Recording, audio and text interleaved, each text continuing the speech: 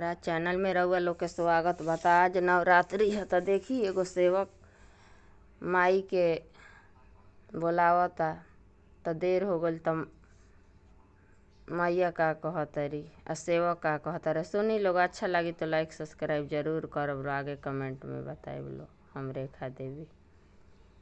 कहाँ बिलमलू मैया मोरे, कहाँ बिलमलू ना ए मैया लोहे के करहवा नहीं डोले सेवकवा राउर बाटिया खोजे हो ए मैया सोने की करहवा नहीं डोले सेवकवा राउर बटिया जो है हो। तो देखी मैया का कहतरी।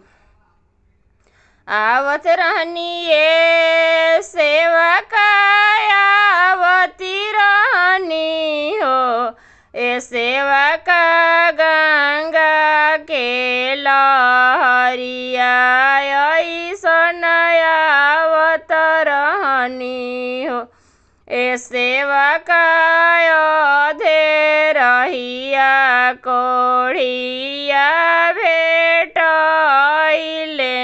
तयंगवा देता कुछ देर भइले हो एक सेवका अधे रहिया बाझिनी भेटैली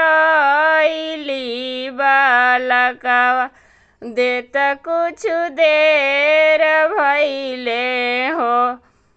कहाँ बिलमलू मैया मोरी, कहाँ बिलमलू ना ए मैया सोने के करहवा नहीं डोले सेवकवा राउर बटिया खोजे हो।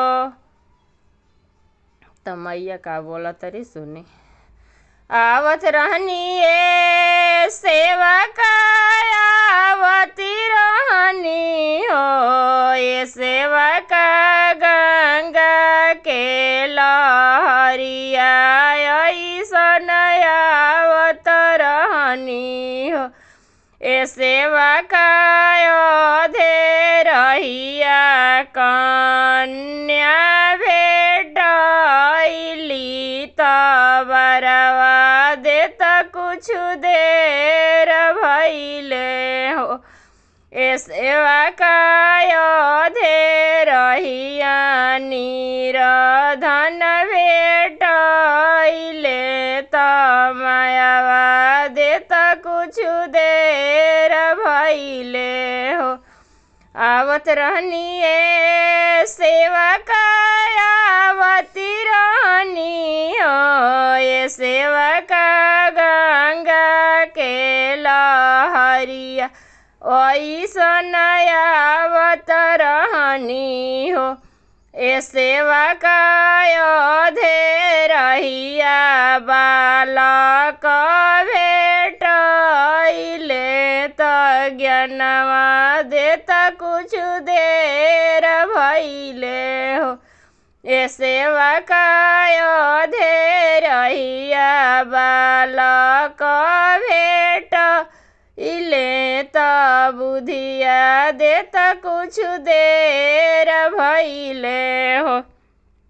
कहाँ बिलमलू मैया मोरी, कहाँ बिलमलू ना ए मैया सोने की करहवा नहीं डोले सेवकवा राउर बटिया जो है हो ए मैया सोने की करहवा नहीं डोले सेवकवा राउर बटिया खटिया खोजे हो। जय सच्चे दरबार की जय।